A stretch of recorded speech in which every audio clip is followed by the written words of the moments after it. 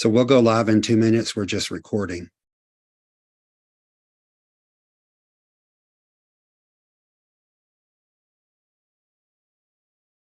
Hoping to get the mayor pretty quick. Steve, did you see my note in chat?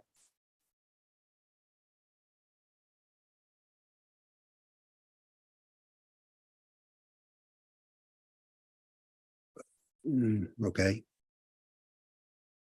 I do. Let me. I just promoted her.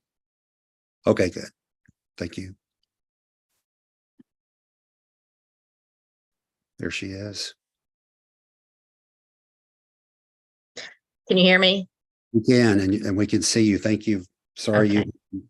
No problem. No worries. Glad you're here. Thank you, Mayor. Thank you. Okay, we're going to start in about 1 minute. No problem.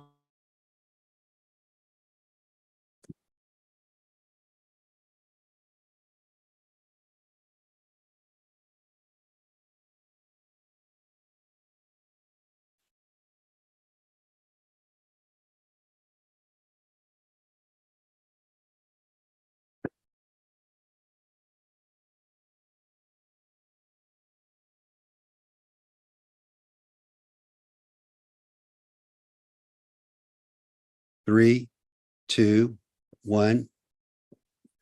Good evening. My name is Steve Parker. I'm the chair of the Special Events Committee for the DeKalb County Democratic Committee. Welcome to our 5th in our series of 6 Meet the Candidate forums for this municipal election cycle. We're so glad you're here. Tonight, we are focusing on Dunwoody and then Doraville. This is a nonpartisan forum. We've invited all candidates to join us. We're streaming live on X, YouTube, and Facebook. It is a pleasure for DeKalb Dems to sponsor these programs. Please consider membership in our organization or donating to DeKalb Dems. We also need volunteers to produce events like this. It's now my pleasure to introduce you to Larry Lowe, the 3rd Vice Chair for DeKalb Dems. Larry? Thanks, Steve. Hello and welcome. I'm Larry Lowe, the 3rd Vice Chair of the DeKalb County Democratic Committee. Again, this is our 5th candidate forum for nonpartisan elections happening on November the 7th of this year. Early voting starts on October the 10th. October the 16th. October the 10th is the last day to register to vote in municipal elections, and election day is on November the 7th. Again, these are the elections that will have the most immediate impact on you as a voter, and we encourage you to get involved and make sure that you're fully aware of what's happening within your community. Now I would like to introduce you to the moderator for the next event, Dr. Mike Greenwald. He grew up in Dunwoody, where he and his wife, Jody, raised their 3 kids. He currently is the co-chair of the new advocacy group called Georgia Healthcare Physicians for Gun Violence Prevention. Dr. Greenwald also serves DeKalb Dems as a chair of party organization and development, as well as House District 80, which includes most of Dunwoody. Take it off, Dr. Greenwald. Thank you so much. And thank you to everyone that worked so hard to put this together. We have an amazing group of volunteers that put together these forums. I'm going to make this brief because we've got a lot to cover and you all want to hear from the candidates. Very briefly, the city of Dunwoody has a council manager form of government. There are 6 council members and 1 mayor who make up the council as a whole. Each member of council represents 1 of 3 districts in Dunwoody. Posts 1, 2, and 3 are positions that are voted upon by citizens from within the district the council member will be representing. Posts 4, 5, and 6 are elected by the city at large, with each council member being elected to represent a given district. Elections are held on a 4-year cycle and are staggered, with only half of the council coming up for a vote in any given cycle. So I want to remind you all of the ground rules of this before we get started. First, I want to remind all the candidates for Dunwoody to turn on your video and audio, be ready to go. Each candidate will have 60 seconds to make an opening statement. Each candidate will have 60 seconds to answer each question posed. Each candidate will have 60 seconds to make a closing statement. We ask that no one call out other candidates by name. We're focusing on issues and policies. This is not a debate. This is a forum. So we're asking you to share your thoughts and ideas for the future in Dunwoody. So we're going to begin with introductions, and we're going to go down the same order, the same way for every round, starting with incumbent Mayor Deutsch.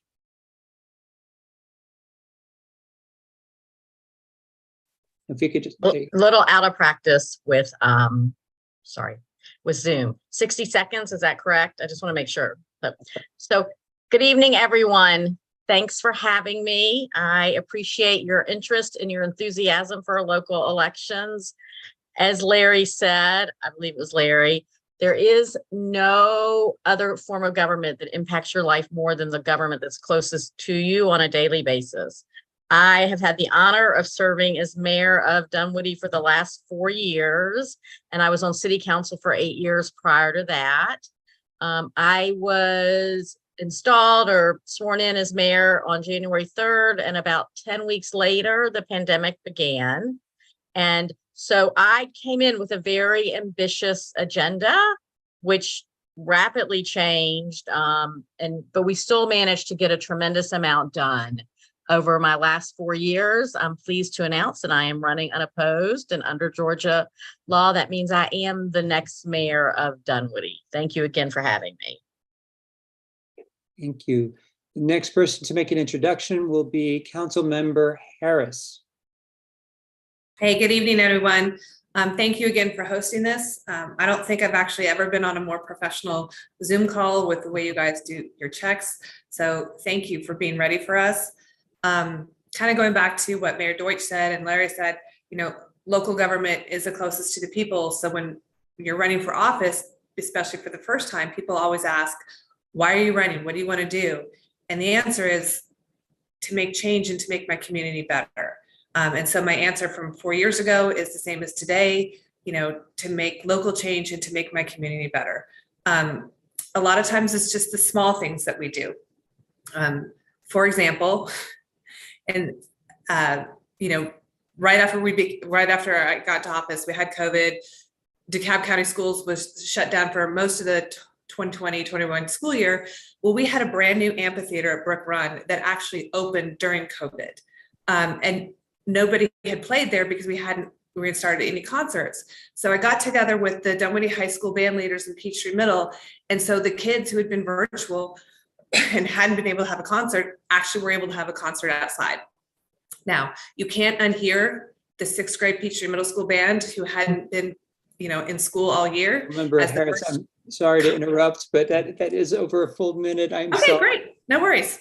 I would remind everyone to try to keep Leona Perry up on your screen so you have a good idea about the time frame, but we're going to come back to everyone. All right, we're going to move on for an introduction from Candidate Lopez. Is Candidate Lopez on the call?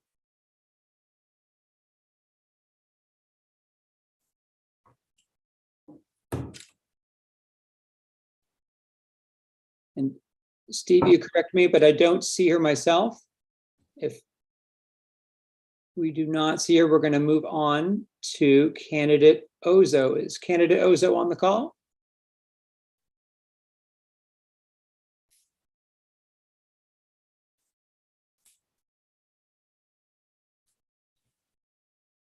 All right. Well, that's going to give us a little more time for questions and answers at the end, I suppose.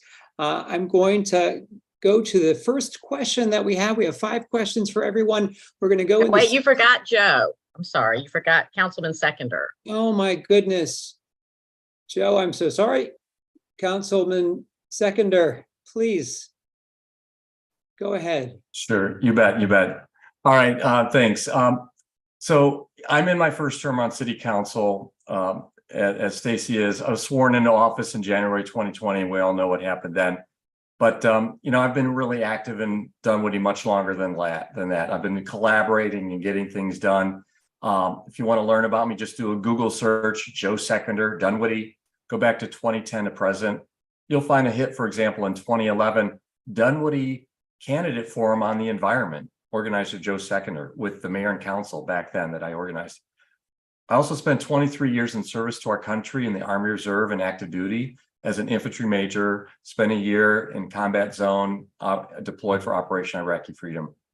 And I've spent the last 3.5 years, nearly 4 years in service to the Citizens Art Council, listening to the people and moving forward in implementing your plans. And I humbly ask for your vote for another term to continue my service to your community. Thank you. Thank you. And my apologies again. So if the other candidates are there out there somewhere, candidate Lopez, candidate Ozo, please let me know. If not, we're going to move ahead with our questions. All right. So when we ask the question, I'm going to ask the question for the whole group and try not to repeat the question unless requested by the candidates. We're going to have everyone respond to the questions as they see fit in a minute, move on to the next person until we get the next question. We have 5 prepared questions, and then hopefully we will have time for Q&A at the end of the session, time permitting. The first question, and we're going to start again with Mayor Deutsch. The 2023 Dunwoody Community Survey revealed that the top priorities for voters included traffic, public safety, preserving open spaces, and creating more walking trails. What are your priorities in addressing some or all of these issues going forward? So I want to start with public safety. And I want to start with public safety. We as a council, since I was elected mayor, have raised police salaries on average about 40% and increased spending on public safety about 38%. We are in a very competitive hiring market. We also, because it's not just about enforcement, we have hired a co-responder, which means that we have someone who works with our police department when the underlying issue is related to mental illness or addiction. That person, our co-responder, he can provide resources to the families or to the people that are impacted. We have a very, very challenging situation with EMS response times that I have been working on, our council's been working on, and we will continue to work on that. We'll have at least a pilot solution by the end of the year, I believe. Excellent. And I now understand that candidate Ozor is on now. Candidate Ozor, you have a minute to introduce yourself if you're able to. Can you unmute and do so? Yes. Can you hear me? Yes, sir. Yeah, my name is Chris Ozo, and I relocated from Nigeria to the United States in 1985. My daughter just had a baby about 11 days ago, so I'm a first-time grandfather. The reason that I'm running is to be futuristic. I'm looking forward to what happens in Dunwoody 90 years from now, 50 years from now. I'm passionate about children and I care about the welfare of children. I'm in support of preschool support from the state or the city. I'm in support of daycare support for families. And I'm highly in support of continuous education for everybody from age 13 to 90. Everybody in the city of Dunwoody should be able to get education regardless of their age. Thank you, candidate Ozor, for your introduction. We're going to get back to you with our questions, but we're going to go back to the order, and glad that you were able to join us. So I'm going to repeat the question for Councilwoman Harris and everyone to follow. The 2023 Dunwoody Community Survey revealed that the top priorities for voters were traffic, public safety, preserving open spaces, and creating more walking trails. What are your priorities in addressing some or all of these issues? Great. Thank you again, Dr. Greenwald. Public safety has to be our #1 priority. If we can't keep our citizens safe, then really there's no point in building a new park. I'm very proud of the work we've done with continually funding the police, making sure that they have everything they need and all the tools in their toolkit. EMS is a challenge. And we need to address that challenge. Just today at my place of work, a coworker collapsed and it took 40 minutes for the ambulance to get there. And that's just not acceptable, and it shouldn't be acceptable for anyone. One thing I've learned with traffic is that to improve traffic, you need to improve intersections, and improving intersections takes a long time and an insurmountable amount of patience. I applaud public works directors because I just don't have that patience in me. But again, we can look at some of our more dangerous, less successful intersections, and those are our challenges to help improve our traffic situation. But public safety is number one, and let's keep moving forward. Thank you. Thank you. Council Member Seconder, your turn for the question. Great, thanks. So that same survey you referred to gave an 85% satisfaction rating with our police services. So we are fully funding operations with competitive salary and benefits and capital expenditures for equipment, as the mayor alluded to. What I'm looking forward to answer your question is that the Parks Trail Green Space Bond passes. What a value at $13 a month to the average homeowner, the cost of a Netflix subscription. When I ran for office in 2019, I stated I wanted to create a city where every child should be able to safely walk or ride their bike to school. I founded Bike Walk Dunwoody in 2011 with the tagline, connecting our community. So in building out a safe, convenient network of connected paths with trails on the bond will help achieve this aim. For example, on Winters Chapel, providing equity and transportation choices for those who may not own or want to spend tens of thousands of dollars on a car. And on North Peachtree, connecting multifamily schools to the park. Thank you. Thank you. Now, I still don't see candidate Lopez, so we're going to go to candidate Ozo for the same question. Dr. Candidate Ozor.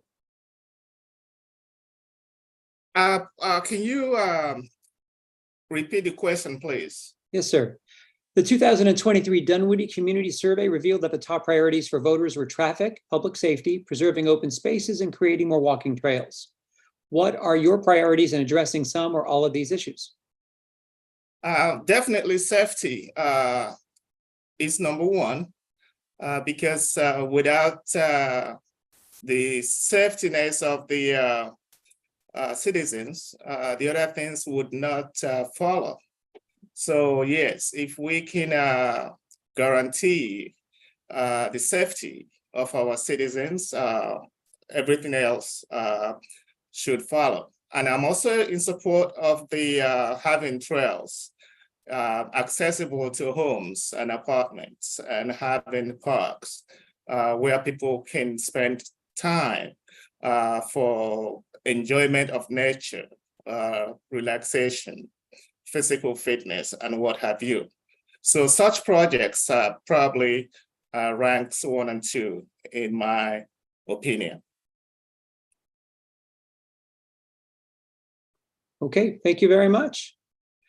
We're going to go to question number 2 and back to Mayor Deutsch. I'm going to read the question for everyone, and if needed, we'll repeat it if you all need it.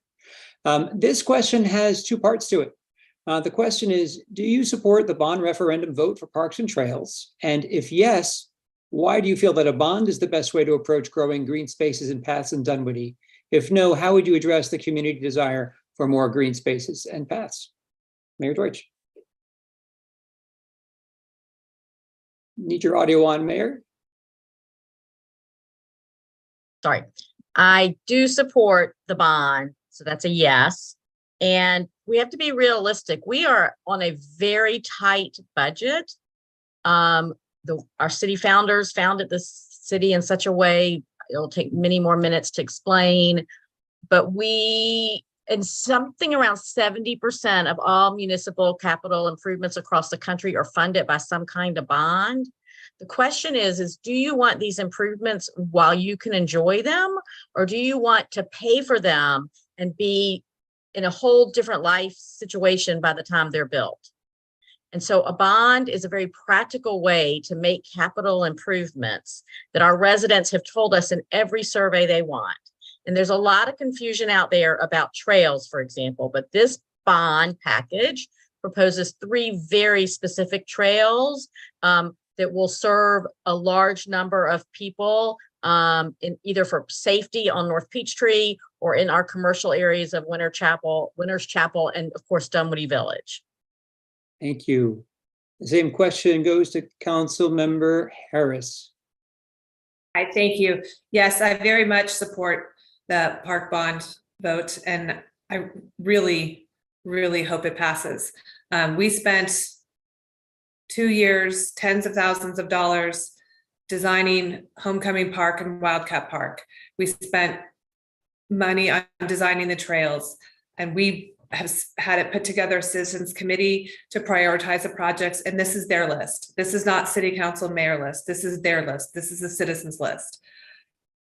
Kind of why do it as a bond? So that the people who live here now can enjoy it now.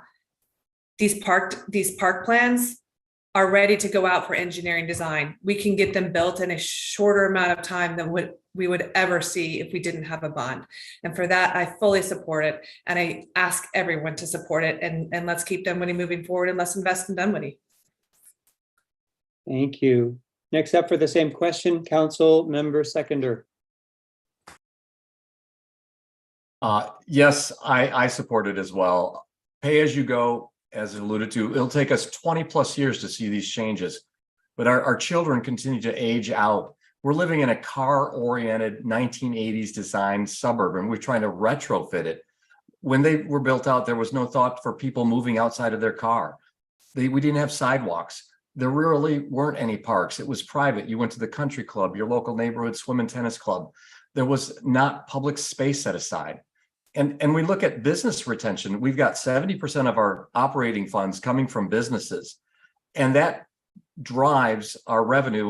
We have to care and nurture those businesses. So, and we're in competition with places like Alpharetta, Midtown, and Buckhead, and they are investing with public dollars in parks and trails and green spaces. And just last year, our neighbor to the north, Roswell, passed a $107 million parks bond referendum with a 74% approval rating.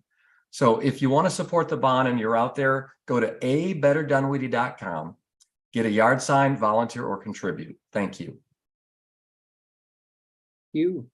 And candidate Ozor, the same question goes to you, sir.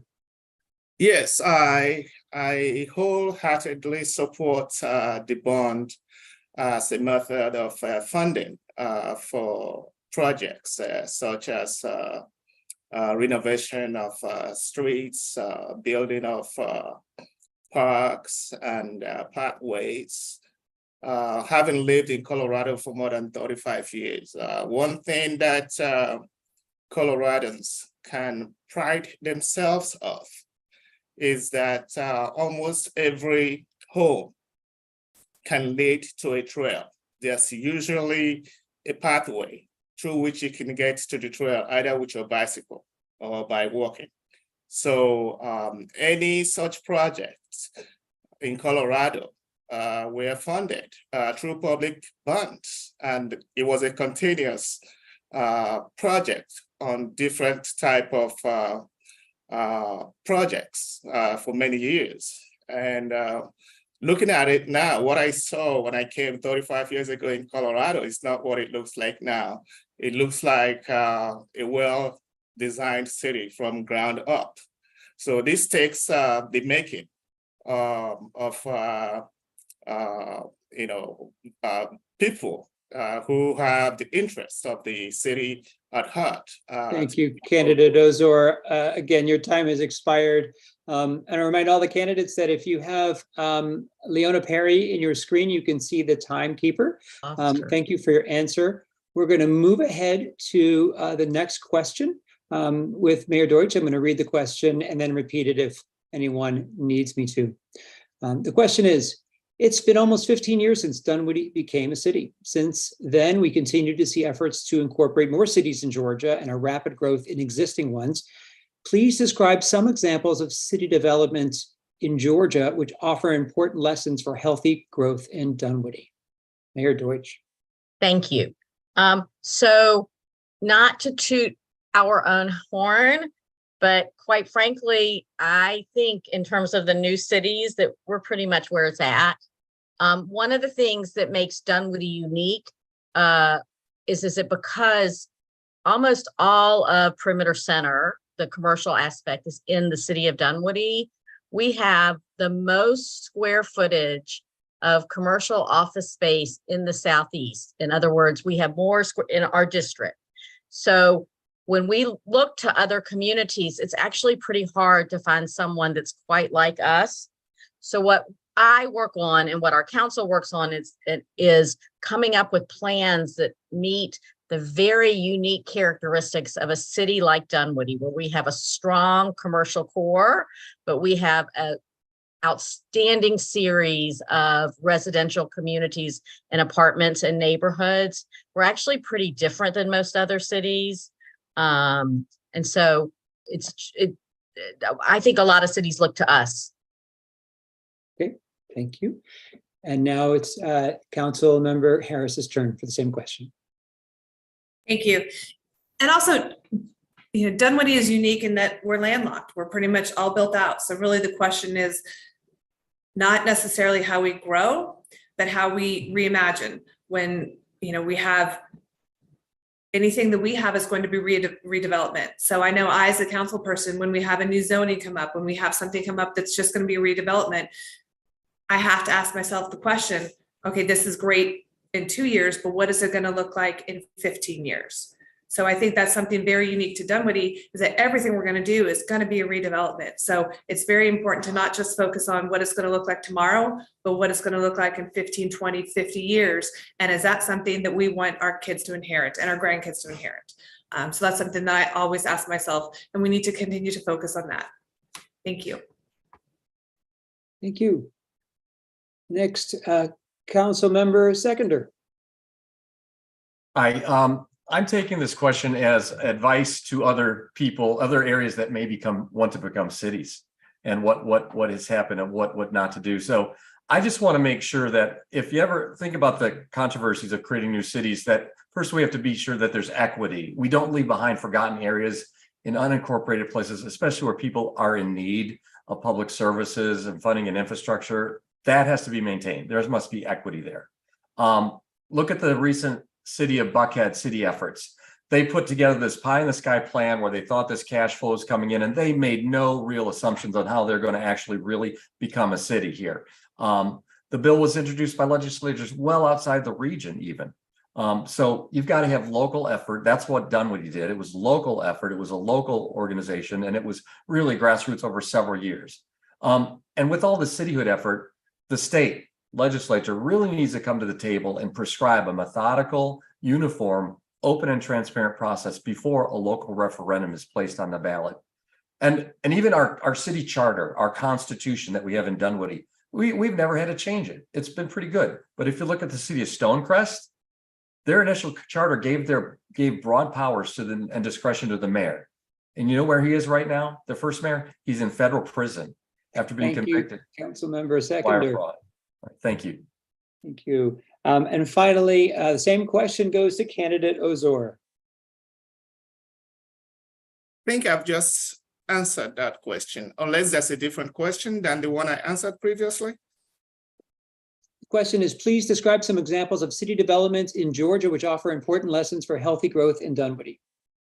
Okay, I've only been in the States for 3 years, so I really don't have good familiarity of other cities outside of Dunwoody. But from what I have seen, I think I'm heartened. Impressed, but not overly impressed. I think Dunwoody can still improve, and I see a lot of areas in which they can improve. I don't have any comparison, with other parts of, the cities in the state, but I truly believe that Dunwoody has good development features ahead. Thank you. Thank you. All right, I think we're doing pretty well on time. We've got now the fourth of 5 questions prepared. I'm going to read the question. Mayor Deutsch is going to begin with the answers. Like so many metro Atlanta communities, Dunwoody continues to see climbing costs and housing in the forms of purchase price, apartment rental rates, property taxes. What can the city do to ease the financial burden on all residents? Mayor Deutsch. So I've had the honor of serving on multiple housing task force over the last 18 months, including one that was a select group of leaders through the Atlanta Regional Commission. And this is a regional, well, it's a national challenge, but in our area, it demands a regional solution. And I strongly believe that the first solution for the housing crisis is transit. We have to make it possible for people to live where they can afford to have where we have opportunities to build substantial amounts of housing and then get easily to where the jobs are. And then in cases like Dunwoody and Sandy Springs, where our underlying land costs are just extraordinarily high, and the state legislature limits what we can do in terms of that we're not even allowed to have rent control.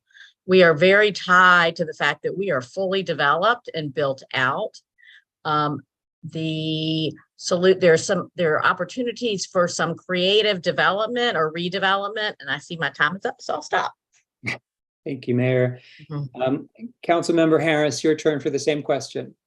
Yeah, I think I'll kind of pick up where Lynn left off, where because we are landlocked, and again, it's all about the redevelopment.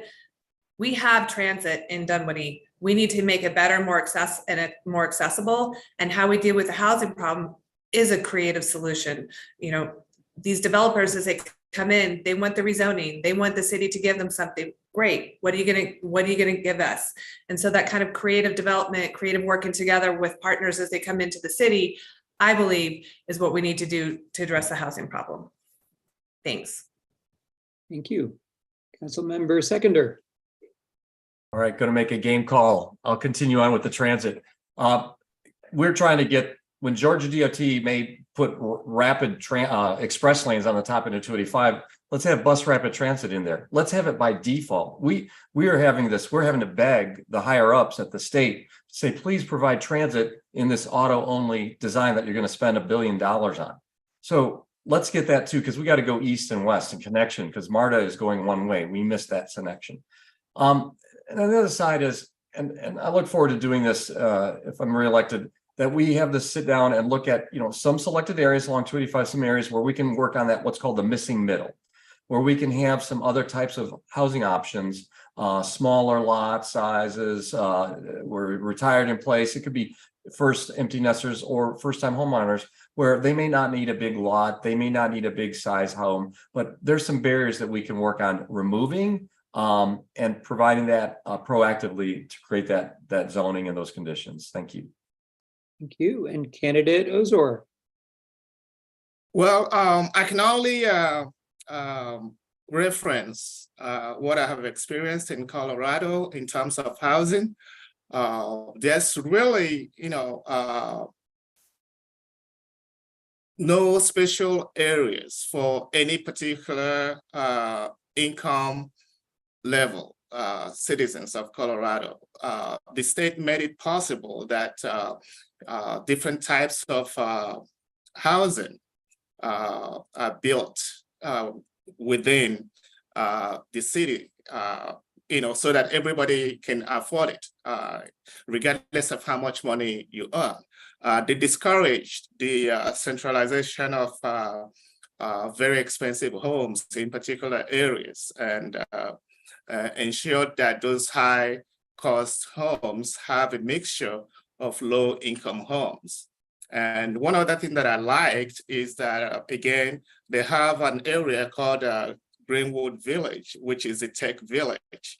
And regardless of what part of area within the suburb of Denver and Aurora, there is a trail, there is a bike lane, which citizens can use. Ozor, that is your time. Thank you so much. Thank you. Appreciate that. We have one more prepared question, and then we'll have time for perhaps some questions from the audience. If you have a question, please add it to the Q&A. The Last prepared question, will be going back to Mayor Deutsch. About 27% of Dunwoody's population speak a language other than English. What actions will you take to engage non-English speaking communities? Thank you. So communication was one of my priorities when I ran for council, so 12 years ago. And as mayor, it's a big priority, or has been a big priority. We have developed partnerships with several Hispanic and other organizations that serve immigrants, or organizations that serve Hispanics and other immigrant groups, including Corners, the Latin American Association, We Love Buford Highway, and we've had some really good programs. We just recently did a meeting with where members of our residents who speak Spanish were invited to talk about pedestrian safety. We have, and I'm not the only mayor, and we're not the only city that struggles with this. We have to figure out a way to effectively communicate with our residents who live in multifamily complexes. We have tried and tried, and we continue to try. That's about half our residents. So it's a big challenge. Thank you. Thank you. Councilmember Harris. Thank you. I love this question. For those who don't know, at one point I was trilingual. I spoke Spanish and Russian fluently. Don't use it as much, so I've definitely lost it.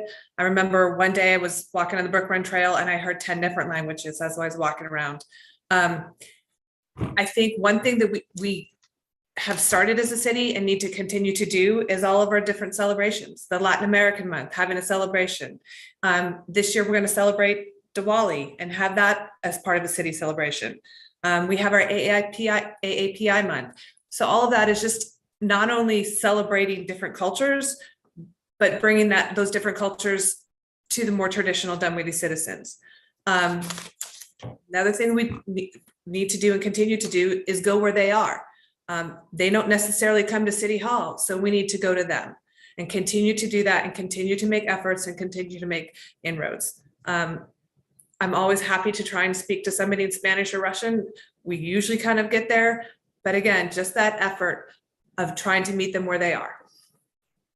Thank you. Councilmember Seconder.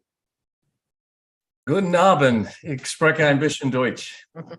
I've got 5 points of contact. You know, you have to break down that the percentages as well. I looked on the census, but the largest chunk is Spanish, and then we have a whole mixture of others. So let's just talk big picture. There's 5 areas I see that we can take action on, and we have done. Number 1, hiring. Diversity goals to reflect this. Staff that speak Spanish, community policing, proactively engaging. Number 2, communications. Directly targeting and producing content, potentially in multi-language. Number 3, events. As Stacey alluded to, this month's Hispanic, Latina events. We've done Asian Pacific Islander. Later this month, we're doing a celebration for Doraville, Hindu Festival of Lights. Number 4, outreach, proactively engaging with those schools and partners and nonprofits like Corners Outreach, CAC, Malachi's Warehouse. And number 5, funding. With the American Rescue Plan, we allocated $2 million in direct funding for nonprofits. And by the way, many of these initiatives began just within the past 4 years because of the vision of our current elected officials. Thank you. And candidate Ozor. Being from Africa and having lived here for 3 years, I have not observed a lot of presence of culture, and that includes language, that includes clothing, that includes music, that includes sculpting, photography, dancing, all forms of culture. It seems there is a paucity of such in Dunwoody. I have not even been to any cultural event. And I've also observed a lot of, people speaking foreign languages, but you don't hear them when they speak. They seem to speak only when they're in their homes. So I think I would encourage any activity that would centralize the meeting of such activities so that we can experience other people, other cultures, and other languages, and if possible, teach those languages in our public schools. Thank you, Candidate Ozor. And thank you all to meeting the challenge of trying to answer succinctly in 1 minute. These are complex topics and they really deserve more time, but we don't have a lot of time. We have to conclude our session at the top of the hour in time for Doraville. So we do have time for a question from the audience. We want to leave time also for closing comments from the candidates. We're going to stay to the 1 minute answer time frame. So the question that we have for the candidates, I'm going to start with Mayor Deutsch, is how does the projected municipal income compare with the increased indebtedness proposed by the new bond? It's been a long time since I've been on a Zoom meeting, sorry. So if everything you want to find out about the bond is available on the city's webpage, just Google Dunwoody bond referendum. But we pay a low property tax. The founders of our city chose to cap our millage rate, which we at 3.04, I think. And then we get homeowners get a 1 mil exemption. We have the host credit from the county. And so this, on average, the average Dunwoody homeowner pays around $300 a year for municipal services.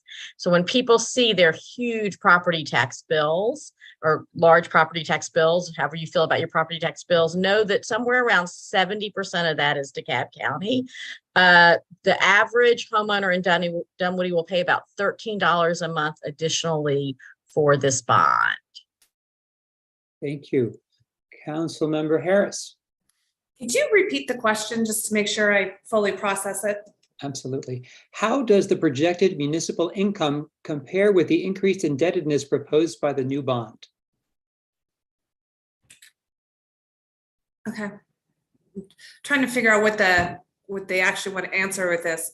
Lynn kind of covered all the nuts and bolts of the bond and what's it going to cost to the average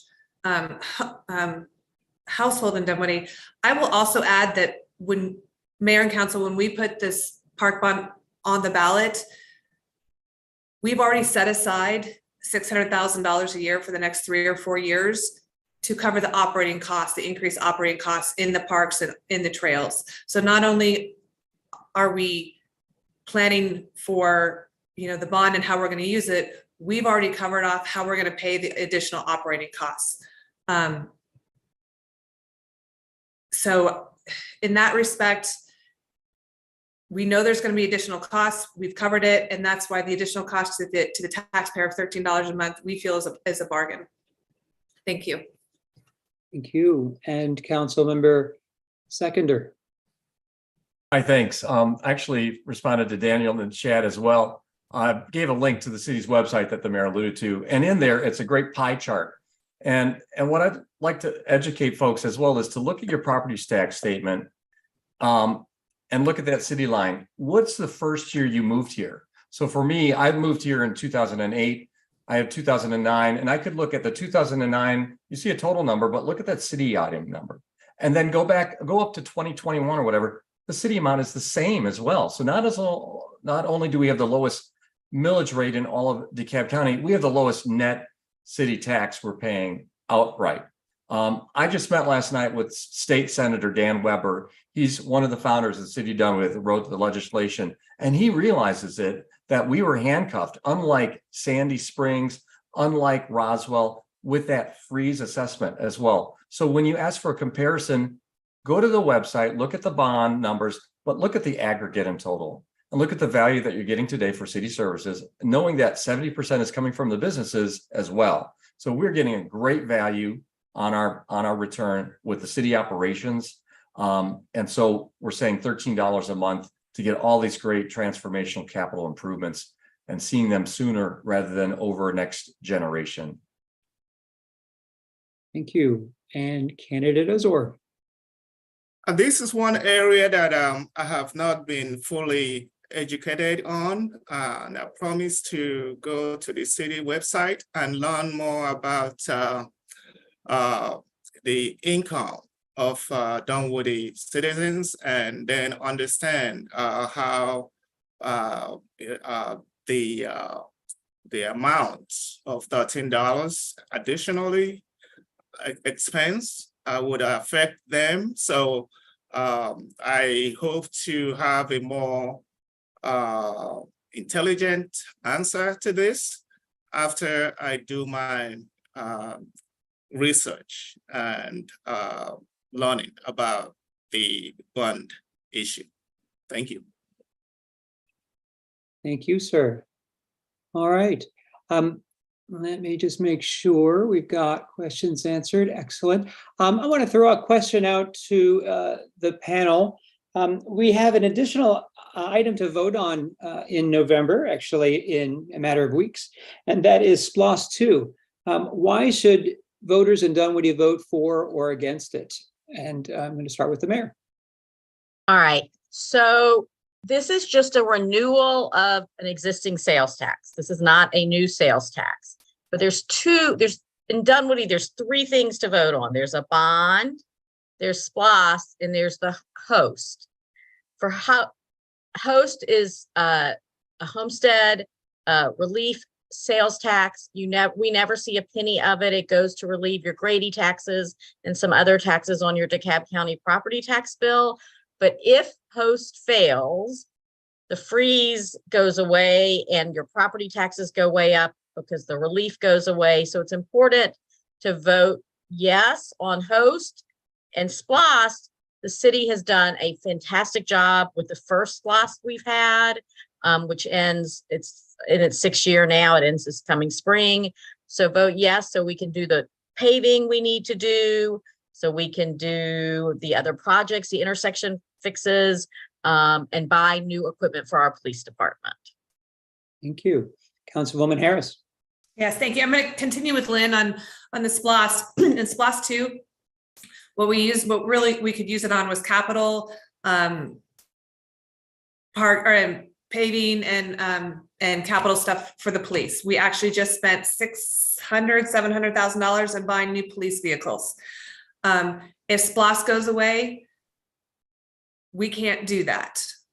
So what we can use for SPLOST, and with the SPLOST that's on the ballot, we actually have some additional categories that we can use it for, including parks and green space.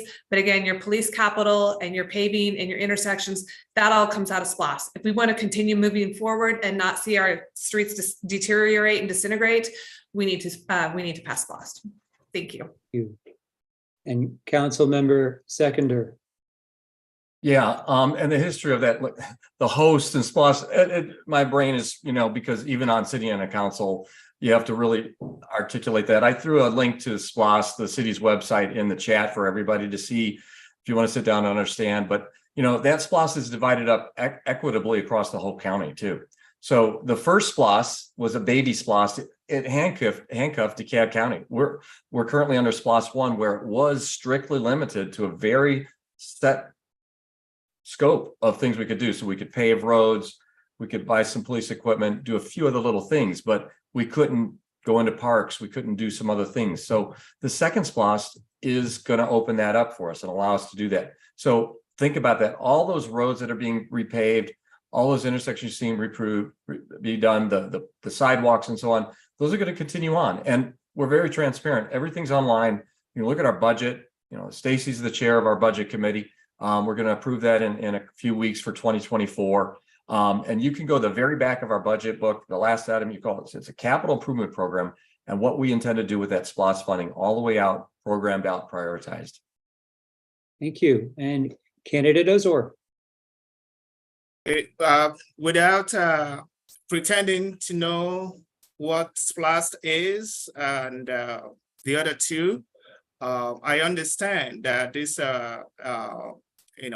areas of spending that the city has to use to fund development, like fixing of the roads and maintenance of potholes and supporting our police, providing them the tools of the trade. Yeah, I would always be in support of continuation of such fundings that makes our city a better place to live in. Thank you. Thank you. I'm going to try to squeeze in one more question for the panel, and then we're going to have closing statements. Again, just 1 minute answers if you can. We have seen a lot of conversation in social media about a concern about homelessness in Dunwoody that folks didn't talk about before. So I'm wondering from the panel, to what degree does Dunwoody have a homelessness or houseless problem? And what should we be doing about it? Mayor Deutsch. So quickly, Dunwoody residents, the tax dollars that support the agency for who serves those that are unhoused is DeKalb County. And we have been working really hard the last few years to get DeKalb County to help us, and they can be responsive. It is clearly a problem. I think it's always been here. I think it's grown a small amount. I met with someone yesterday and I was talking about, and I said, we're kind of fortunate here because we can show you where the homeless people are. The number is not so great, but we have our co-responder who helps with mental health issues. Being homeless is not illegal. And that's a really important thing for people to understand. And if a property owner doesn't choose to force someone to leave, it can't, again, nothing's going to happen. It's private property. And so over the next 4 years, the cities will work together to get the county with the county to see what better programs we can put in place. I know I'm out of town, but I just want to point out that DeKalb County has $9 million for a homeless shelter they have not spent. And so they cannot agree on where it should go. And so I just need to share that with y'all since you all live in DeKalb. Thank you. Council Member Harris. Thank you. Yeah, I will say one of the challenges with our homeless problem is, DeKalb County can be challenging. I mean, when you're not spending $9 million because you can't agree, we're the northern part. They sometimes see that the need is greater in the southern part. So how to combine all of our resources? I will say I'm extremely proud of what our city has done with the ARP money from COVID and making sure that it got to people who needed it. One of the first things we did was with the co-responder for the mental health issues. I think that we are not burying our heads in the sand. We know that the homeless are out there, but we're willing to meet the challenge and find out what we can do to help them, whether it's mental health, getting DeKalb County to work with us. We've worked with them. We know it's a challenge and we're going to continue to do so. Thank you. Thank you. Councilmember Seconder. I can't say it any better than what Mayor said and Stacy, but let's talk about what the citizens are asking the city to do now, right? So remember when we first started with the city, it was basic things of potholes and paving and some police. And so we hear more and more asks, and Stacy alluded to American Rescue Plan. Those are one-time things. They're great that we're getting them, but if we want to sustain those things, if we want to do them independent as a city, like we got another ambulance from EMS, which was what, $500,000 a year. That was from American Rescue Plan or one-time funding. The citizens, we really have to have really good conversation with the citizens and say, if you want the city to step up and do additional services, then we need to have a real deep conversation and look at our income stream and our cash flow. Okay. That's what we need to sit down, do and have that conversation. So, but I appreciate that. And by the way, we hired Barry Dunn, police survey, and we got the report back, and also this non-emergency number, because you don't need to call 911. We could call another number and have these co-responders to show up instead of calling our law enforcement, that are out there looking for criminals. So we hope to have that in place as well, a little ease of burden for our law enforcement to aid those for health and welfare checks. Thank you. Thank you. And Candidate Ozor. I live in an apartment, and from what I have observed, there seems to be a lot of people being made homeless just because of their inability to pay rent on time. And I was rather surprised at, what I have seen in my 3 years here. I think one area we have to pay more attention to is what makes people become homeless. Is it because of unemployment? Is it because of health issues? What are the root causes of people who find themselves in a bind? Is it something that money can take care of, or is it something that medical support can take care of? So I think those are the areas we have to look into, and then find a way to bring people who are homeless back into homes. Thank you. Thank you. Well, we are close to the top of the hour, and we're now going to hear closing statements from the candidates. Then we will be transitioning to the Doraville Forum. We are back to Mayor Deutsch for your closing statements. So since I've already reelected, I'm going to use the next 45 seconds to make a pitch to encourage people to get involved in their local government far beyond running for office. Dunwoody has boards and commissions. If you Google Dunwoody boards and commissions, you can read about them. There's an application. I believe that with the exception of one who's been on the council since we started, every current city council person had served on at least one city board or commission before they were elected to council. I think it's a great proving ground. I think you learn a lot.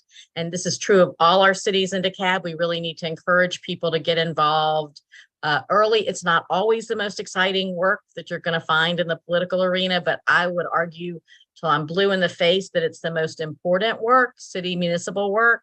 And so get involved. Tell your friends to vote yes for the bond, vote yes for SPLOST, vote yes for host, and tell your friends to get out and vote because this turnout's going to be low. And Councilwoman Harris. Great, thank you. My dad was in the Air Force growing up for 20 years, so we moved around a lot. The only state that I haven't been to is Delaware, but Dunwoody is actually the longest I've ever lived in one place. My son, who's a senior in college, went to Austin, Peachtree, Dunwoody, and I thought that was really weird to not have to move like at some point when you're going to school. When I was writing I have a webpage, stacyfordunwoody.com. When I was writing my vision, a lot of it, I just wanted to continue building our parks, continue developing them, continue supporting the police as best we can because public safety is number one. Continue with traffic safety.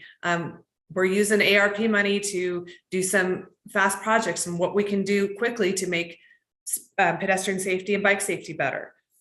Continue helping our commercial development.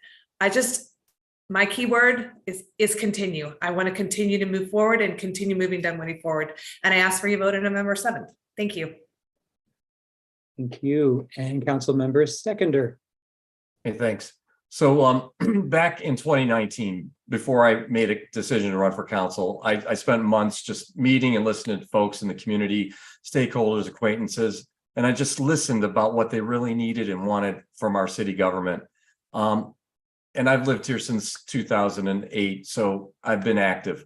And since I've been elected, I've continued to keep that engagement going with citizens and working closely with my peers on council because no single one of us on council can get things done. We have to work together.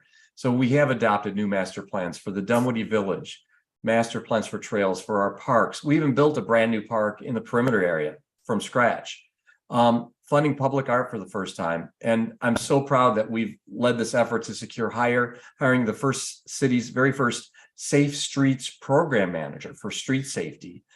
Stacy alluded to just shortly ago that he's putting these projects together. So look at us together. What have we achieved during these past 4 years, the mayor and council? And I believe we are listening, we are taking action, and we are moving forward in the right direction.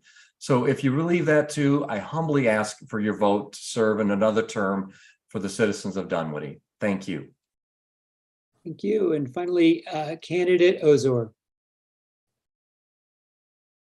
I've lived in America going to 39 years, and 35 of those years was in Colorado. By nature, I'm an activist. I've always participated in community affairs. I've always spoken out about unfair treatments to people, unfair hiring practices. And one of my crowning achievement was being hired to work for the Colorado Opportunity Fund in 2004. And this was as a result of huge revenue from state tax. And the state decided to provide free education for anybody who wants it. And being a team member of the COF, we were able to go to the people, go to the communities, and ask people what are their educational interests, and offer them college enrollments for free. And we even added stipends to whomever chose to pursue any area of education.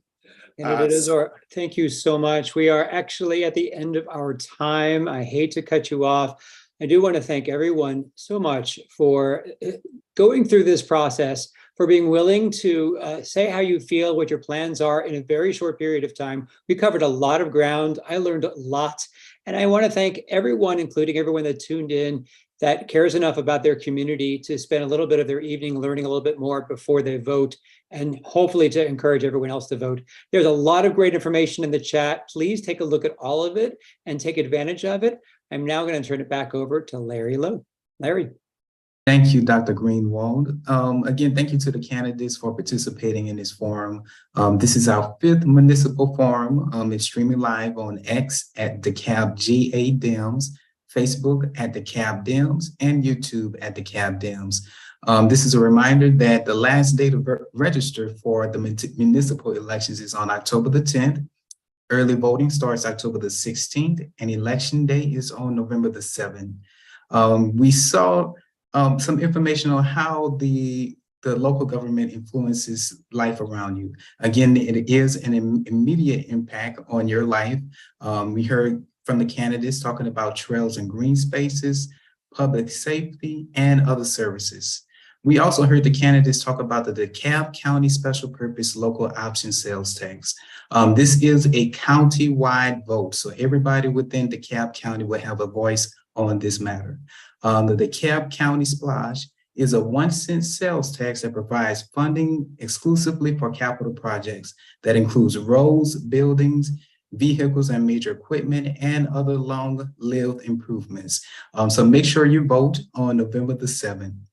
Now we will hold the forum from the Doraville candidates, moderated by Amy Swaggart. Amy has lived with her family in Dunwoody for the past 30 years, or for more than 30 years. She served the community as a Dunwoody Homeowners Association board member and a member of the most recent Dunwoody Charter Review Board. Amy also serves as the DeKalb County's first vice chair. Amy, take it away.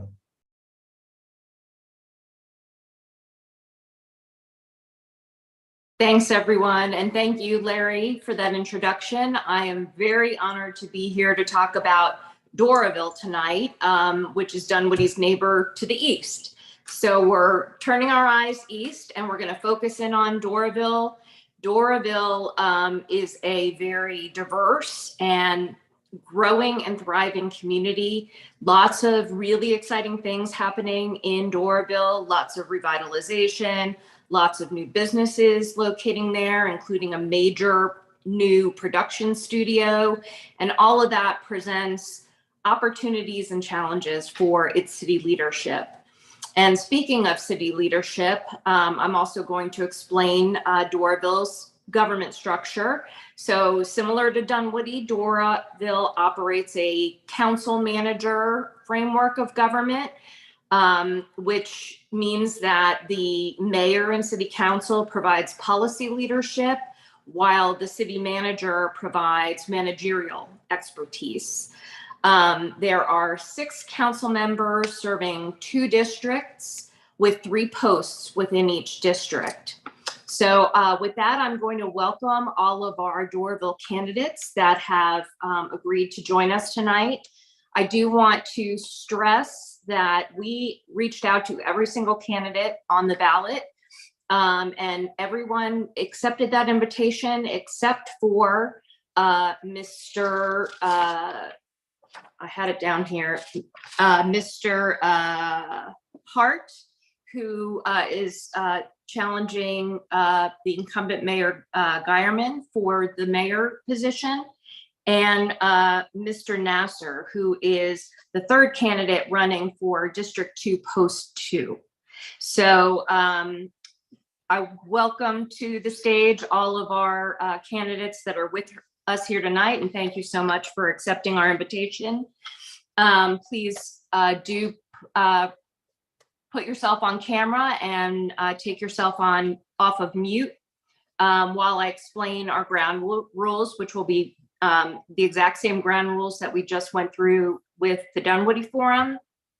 Each of our candidates will have 60 seconds to make an opening statement, and we'd like for you to speak to why you are uniquely qualified for the position you're running for. And after we go through that, each candidate will have 60 seconds to answer the questions. We've got 4 questions for you, and I will rotate who answers first. And then each candidate after that will have 60 seconds to make a closing statement. We will take questions from the audience if we have time. And that's how we're going to proceed. So with that, I would like to start off with the incumbent Mayor Geierman, who is with us tonight. Mayor Geierman, please start with your opening statement. Oh, I wanted to mention that Leona Perry is our timekeeper. So keep her in your sights, either pinned to your screen or look for her in the gallery view.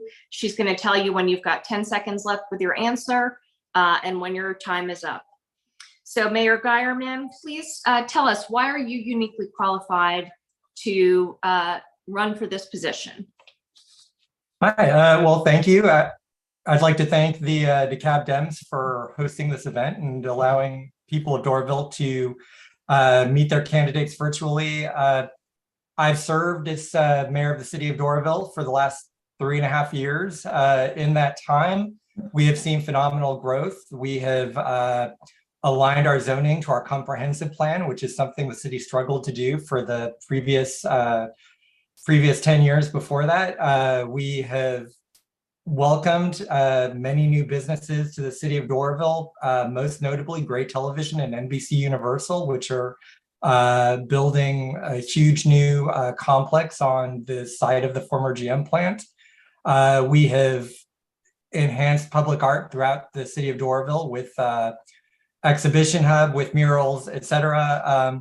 And I've really strived to be a collaborative leader with our city council and get us all to move forward in the same direction, which I think the city is needed and needs to have to continue its momentum. So thank you again for having me.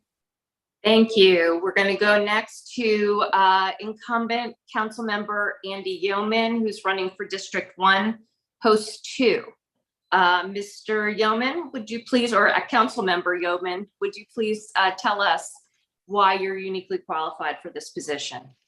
Sure. You can call me Andy, but good evening and thanks for the DeKalb Dems for the opportunity that this forum presents the residents in DeKalb County. My name is Andy Yeoman and I'm your District 1 council member. This has never been an office that I sought. I, along with the mayor and others, believed in 2019 that it was time for a renaissance in Doraville, and we stepped up to meet that challenge. And thankfully, several of us were elected to do that. I challenged an incumbent that voted against the non-discrimination ordinance and that had held the seat for decades, and her husband decades before her. I am so proud of the progress that this city has made in the last 4 years. Professionally, I'm in leadership for an international packaging company. I've got degrees in information systems, an MBA with a specialization in finance. And during COVID, I actually got bored and decided to get a second master's degree in public administration that would help me make a better council member. This is not a time to be complacent. So thank you for joining us tonight and learning more about the candidates that are running and learning about why I'm running as well. Thank you. Thank you. Next, we're going to go to the next incumbent that we have online. Incumbent council member Warren Simmons, and I am going to stick with the formal because them's the rules of this forum. So just so you know, Councilman Simmons, please go ahead with your opening statement. Well, thank you. Thank you for the invitation and hello to everyone. And thank you to all for organizing this forum and thank you to all that are listening. My name is Warren Simmons. I'm running for City Council District 1, Post 3. I just finished my first year on City Council, and within that year, I've already fulfilled some items that I ran on, such as the Healthy Pet Vaccine Clinic, which had a record number turnout and helped animals here in our community. Before City Council, I was on the Planning Commission, and before that, I was on the URA board. A little bit more about me during the day. I'm a general contractor and do a lot of commercial work. So I feel like that's a big plus for what Doraville has coming ahead of them with the downtown redevelopment and everything else. But thank you for having me. And that's it. Thank you. Great. Thank you very much. We're going to go next to candidate Carrie Armistead, who's running for District 2, Post 2. Candidate Armistead, tell us why you're running for this position. What makes you qualified? Sure. Thank you. Thank you for having me tonight. My name is Carrie Armistead. I'm running for District 2, Post 2. I moved to Doraville in 2017, and I live in Northwoods with my husband and my dog, Lou. I believe in working to improve the place you live. And when I moved to Doraville, I immediately fell in love with it and got involved to help make it better. I'm the president of the Northwoods Area Neighborhood Association, although I'm currently on hiatus to run for this office. I'm the secretary of the Friends of the Doraville Library Board, and I'm the City of Doraville representative on the DeKalb County Public Library Board of Trustees. I served on Doraville's Sesquicentennial Committee and was recognized as a Doraville difference maker by the city twice in 2022, once for my work on that committee and once for my individual contributions to the city. Professionally, I have a master's degree in library and information science and have worked as a law librarian for the past decade. I'm an experienced legal researcher. I'm curious and open-minded. I work well with others, and I'm excited to take my community involvement to the next level by serving on City Council. Thank you. Thank you. You all are doing great and keeping on time. So next we're going to go to candidate Ben Crawford, who is also running for District 2, Post 2. Mr. Crawford, last but not least, why don't you tell us what makes you qualified for this position? You're on mute. There you go. Sorry about that. My name is Ben Crawford. My wife and I moved here in the 80s. We raised 3 beautiful daughters who attended local schools.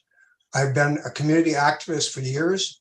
I helped start the Doraville Planning Commission and served on it for approximately 6 years. I now work for the State Fire Marshal's Office, where I've served as a Chief Inspector Senior Manager for the last 11 years. I have a lot of experience on codes and standards as they apply to buildings and structures throughout the city. And I believe that brings a wealth of experience that I can use to help the city move forward.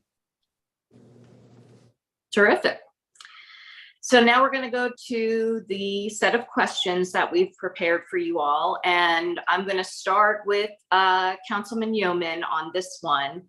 So the question is, if you are elected or reelected in your case, can you share what your focus would be in advancing the redevelopment of downtown Doraville? Sure. Well, I appreciate that question, and I'll say that perhaps it's a little immature or a little premature because and I could give you a lot of conjecture, maybe some hollow promises about to earn votes about why I support it, and I do. But it's a little early. We've not had a single community meeting about this project. It's never been on a council meeting for a public hearing or a public comment. The feasibility study hasn't been completed. The environmental study hasn't been completed. The engineering study, the soil samples. So it's a little early, but I am for the highest and best use of all areas of our city, and I look forward to those plans being completed and seeing how they can move forward. Certainly, our downtown is grossly underutilized. However, I hopefully we'll get a better understanding what our options are this coming spring for the downtown redevelopment, and I hope that there's a robust community input. Great.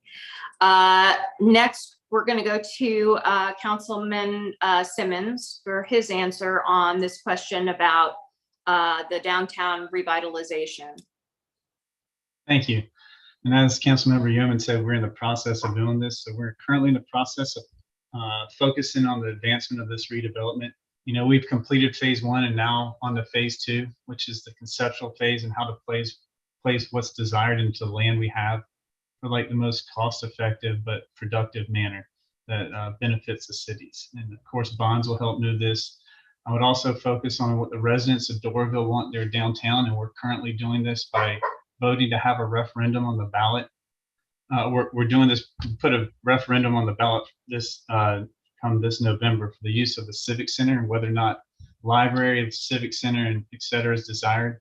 We'll also have the ability to use a TAD to make downtown development more attractive to developers and help with the funding, since we just got it taken out of the TAD from the GM plant. And right now we're assessing the plan, seeing what's the best way to position downtown with the funds we have. And we're doing this through the referendum and bonds. I guess that'd be the answer. Thank you. Great, thank you. Ms. Armistead, we're going to go to you next about your thoughts on downtown redevelopment. Sure. So it is early days, but I am so excited about many aspects of this downtown redevelopment. But as a librarian, I have to say I'm particularly interested in maintaining library services in the city. So I strongly support the referendum on the November ballot for including the library, arts, and other civic space in the plans. We all agree, I hope, that libraries are smart investments. They support literate, engaged, informed citizens, and Doraville deserves to retain a public library that is supported by the county, like the libraries in our neighboring cities. And as a trustee of the DeKalb County Library, I'm in a unique position to make that happen, help make that happen. The library, along with the other arts and civic space, will be, I hope, the heart and soul of the new downtown. These are the facilities that people will visit because they want to and not because they have to pay a fine or apply for a permit. And this is a real chance for our residents to reaffirm that arts and culture and places of connection are important to us. Thanks. Thank you. And next, Mr. Crawford, your thoughts on downtown redevelopment. I believe the redevelopment of downtown Doraville is going to be core to bring people into the city to want to live here and want to visit Doraville. I think the citizens themselves are looking for live, work, play. Most communities around us have that. And we need to move more in a direction to where we have that for ourselves. I too believe that we should have a library in Doraville. I've been involved with the library for a number of years. I've always helped out over there. My wife is an author, and it's important to me. I love to read. My kids grew up reading and not watching TV, and I think that helped them in life. And I'd like to see us bring in good partners within the city. I have a lot of connections I've made in business throughout the years working for with the state fire marshal's office, and I'd like to bring that experience to Doraville. Perfect. You all are doing great on keeping good time. Mayor Geierman, last but not least, we'd love to hear your thoughts on the downtown redevelopment. Yeah, well, I'm really excited about this project. Honestly, redeveloping our downtown is probably the biggest reason that I ran for city council in the first place back in 2017. It's the reason that I ran for mayor in 2019, because I was frustrated with our pace of movement on it. I've been so excited working with our city council to bring this project to life and get it to where it is today.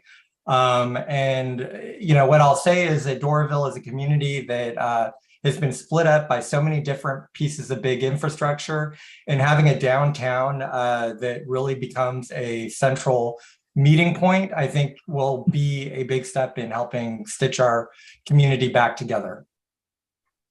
Great. Thank you all for that. We're going to move on to the next question. And that question is, if you're elected, how do you propose working with state and federal agencies to bring new business opportunities to Doraville? And I'm going to start with Councilman Simmons on this one. All right, well, thank you. Of course, this was my first year, so I haven't really experienced much of it yet, but I would work with the SBA to see some needs that small businesses are looking for and try to get those needs in Doraville to help attract those businesses. Doraville has majority of small businesses located, or majority of the businesses in Doraville are small businesses, so that would help. I would attend meetings and work with elected officials on trying to get grants to our cities to help alleviate certain burdens businesses endure. You know, if we can help with the cost, we can help get good businesses here. Also, trying to get NBC or getting NBC Universal here will help alleviate some of the tax burden for other businesses because they'll help pay for most of it. Here in Doraville, we did a facade grant that helped businesses improve their appearance, which helps attract customers. I think that's a good attraction for some of those businesses. And then also this past year, we reduced the mill rate, which alleviates and attracts businesses to come to Doraville because they're going to pay less in taxes. So, thank you. Ms. Armistead, you're next. How would you work with state and federal agencies to bring new business opportunities to Doraville? So I'm very interested in learning more about the nuts and bolts of these kind of opportunities. But from what I know so far, I would love to continue the great work the city's been doing in conjunction with the state to create things like opportunity zones that have brought so much great development to Doraville so far. I'm also curious about utilizing the federal community development block grant program in some different ways. I know the city has used that previously for things like sidewalks and park paths, or there are plans to do that. But I know that you can also use those grants to offer incentives to businesses for economic development and job creation. So I'd like to see the city explore opportunities in that area if we're not already. I'm hoping that the NBC Universal and the whole assembly development is a great catalyst for more businesses to come to our city. Thank you. Thank you. Mr. Crawford, you're next. What are your thoughts around helping new businesses in Doraville?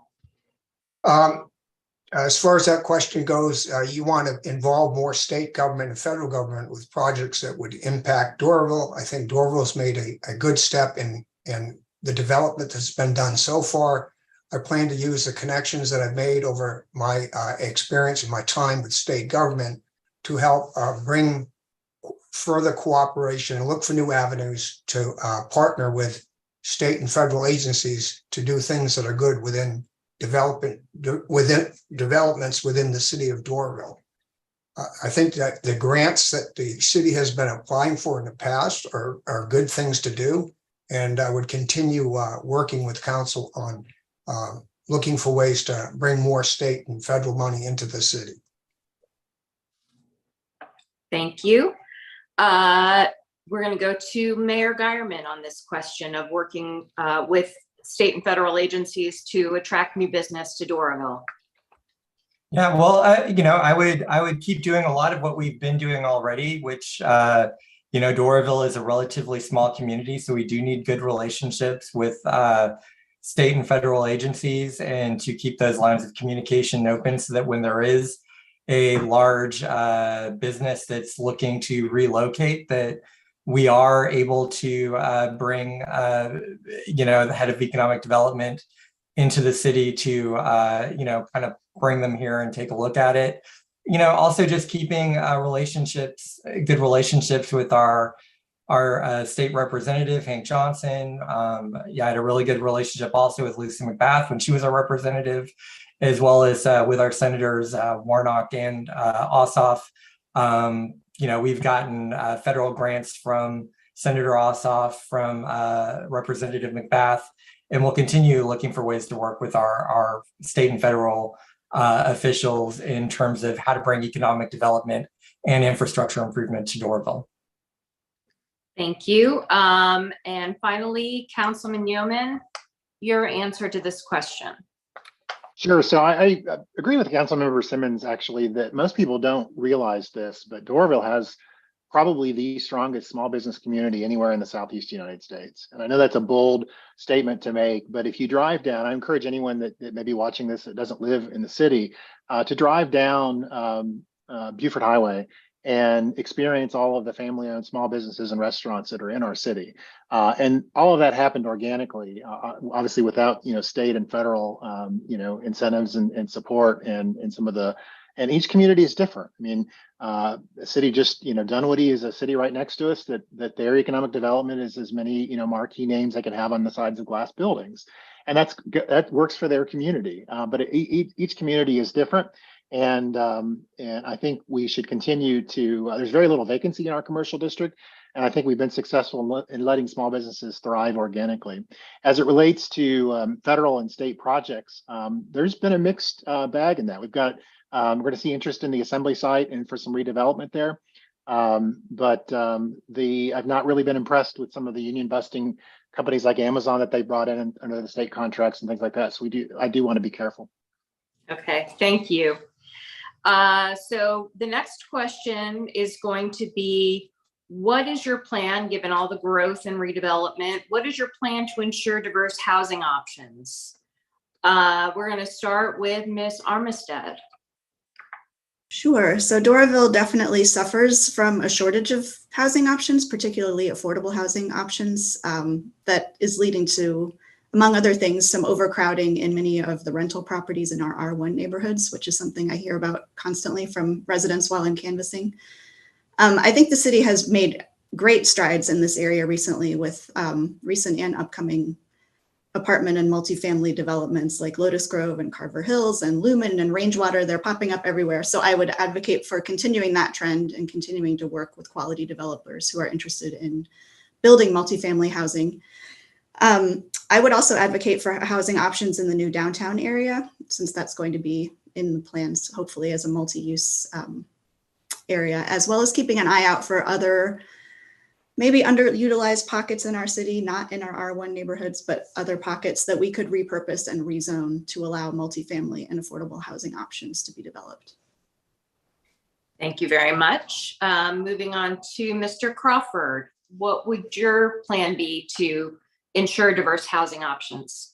Well, I think in any city, the housing for diverse housing should reflect the population within the city. And as it's been pointed out by many of the candidates tonight, Doraville is unique with not unique really, but it has a very diverse population. I see that as I knock on doors and I talk to people about their needs and desires within the city of Doraville. That being said, I think we need to keep a close eye on the types of development we're getting in and the density of development that comes into the city. I agree there should be affordable housing for everybody. It should be done in such a way that it's someplace that everybody here tonight or anybody that's watching tonight would be happy to live in. So I'm all for having diversity in our city. I'm for that. I meet these people when I campaign, and I think that we should make sure that we get quality places for people to live within the city of Doraville. Thank you. Mayor Geierman, your thoughts about diverse housing options? Yeah, well, I'm proud that our city council under my leadership was able to rezone the entire stretch of Buford Highway to allow for residential as well as mixed use commercial development, which, previously none of that could allow for any kind of housing.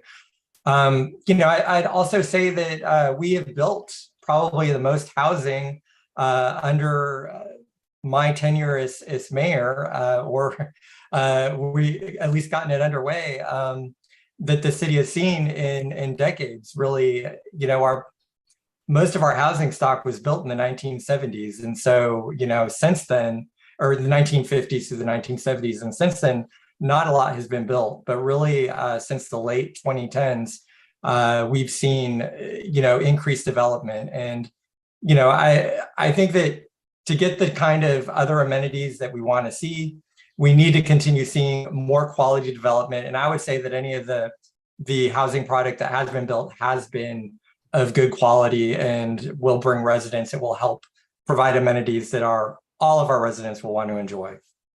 Thank you. Councilman Yeoman, your thoughts on offering a diverse housing options? Sure. Thank you, Amy.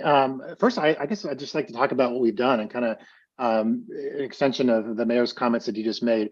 4 years ago, multifamily construction wasn't permitted to be built in our commercial districts. And since that time, we've permitted 1,200 units in the last 4 years, and there's more on the way. We shrunk the minimum lot size requirements and minimum square footage requirements of single families that would allow more affordable housing to be built in the city. We increased the density in areas closest to the MARTA station by right, without it even needing to come to the city council. I also wrote the first in the nation ordinance on EV charging equity. Yes, I said EV charging equity, as it's not equitable that almost all vehicle charging today is done in single family homes. And as for our future plans, missing middle housing like duplexes and quads are still illegal in Doraville. And I'm currently working on some changes to bring to the city council this coming January that would change that. And in certain zoning districts and in certain zoning districts as they enter our subdivisions to start allowing those. Thank you. And finally, Councilman Simmons, your thoughts on this topic? Thank you. So as a council, we're making sure that we have a good mix of apartments, houses, and condos to ensure that we can have a diverse group of people live and thrive in our city. And we're doing this by building near MARTA, zoning correctly, working on density. And as the mayor and council member Yeoman said, just rezoning and fixing all the parts of our zoning that just haven't worked for bringing the density and housing in those zones. Now, I can't take credit for getting Lumen, Doraville, but this housing option just opened this past year. Another example of what we're doing, we just broke ground on Rangewater, which is a housing development with 303 units going right near MARTA off of Buford Highway. And we have Lotus Grove going in the old Kmart site. And we just voted on converting a motel to multifamily residential units for lease. So we hear and see what Doraville needs, and we're delivering for them. Thank you. So we are at our fourth and final question for all of you, and then we will allow for some questions from the participants. So the last question is, how would you collaborate with neighboring governments like Gwinnett County to advance public transportation options and projects? And we're back to starting with, actually, no, I think we're going to start with Mr. Crawford. Great question. So Gwinnett County is a perfect example of somebody you want to partner with. It's to the north of Doraville. MARTA never extended out to Gwinnett County. And that's not a bad thing to get into a conversation with Gwinnett County. I know everybody's saying it's very expensive to lay down rail at this point for a hard line, subway line going out to Gwinnett, but it's worth the conversation. It's worth for looking ways to get money to extend it out into Gwinnett. That would offer a lot more options for Doraville. And I think that we should look at other means of transportation to offer us connectivity to Dunwoody and Chambly and other places or other surrounding communities. We should always have a place at the table with any discussions that have to do with transportation and connecting with other communities around us. Thank you. Mayor Geierman, your thoughts on partnering with neighboring communities on public transportation? Yeah, well, I don't think Doraville, Doraville is one small section of the north part of DeKalb County within Metro Atlanta. We aren't going to get anywhere if we aren't connecting with our neighbors. The city is a member of the top end transit group that's working to develop mass transit along, if they get built, the toll lanes on 285. The city has been partnering with ARC on and with MARTA on actually partnering with MARTA to bring arterial rapid transit along Buford Highway, which would be faster bus service up and down Buford Highway. We also took the lead in getting a federal grant to look at building a safer Beaufort Highway, basically leading a coalition of Brookhaven, Chamblee, Doraville, and Gwinnett County to look at how do we reduce curb cuts all the way along. We got a federal grant to study how we would do that. Thank you. Councilman Yeoman, your thoughts on public transportation and expanding options? Sure. So I guess I'll answer this in two phases. Number one, our neighbors, and then I'll maybe speak specifically to Gwinnett County. The mayor and I worked with the city of Dunwoody, which is our neighbor, and Mayor Lynn and a former council member over in Dunwoody during COVID, because both services were slashed in both of our cities. And it was a double slap in the face, honestly, to the lowest income census block in all of North DeKalb on Peachtree Industrial and Winters Chapel Road. And we were able to partner with MARTA and make some changes and stuff to get that done. Sadly, these changes are again being considered as permanent by MARTA as they look to explore their network redesign. And most residents need to research the MARTA network redesign, Google it. I'm willing to speak with anyone that has questions on it, because it will negatively impact the residential areas in both Dunwoody and Doraville. And it will be a big priority of mine as these changes come through in the next couple of years. As for the Gwinnett County, those are complex issues that the voters and the political leaders there will decide. I will say that, probably needs to be a little more targeted. The Gwinnett residents in Norcross, Lilburn, Duluth probably have different needs than down in Loganville. So it's a complicated issue for them to pass countywide. Thank you. Before we move on, I just want to remind participants that after we answer this question, we will be answering your questions. So please put those questions in the Q&A if you have any, and we'll get to as many as we can. Councilman Simmons, your thoughts on public transportation and partnering with Gwinnett and neighboring communities? Thank you.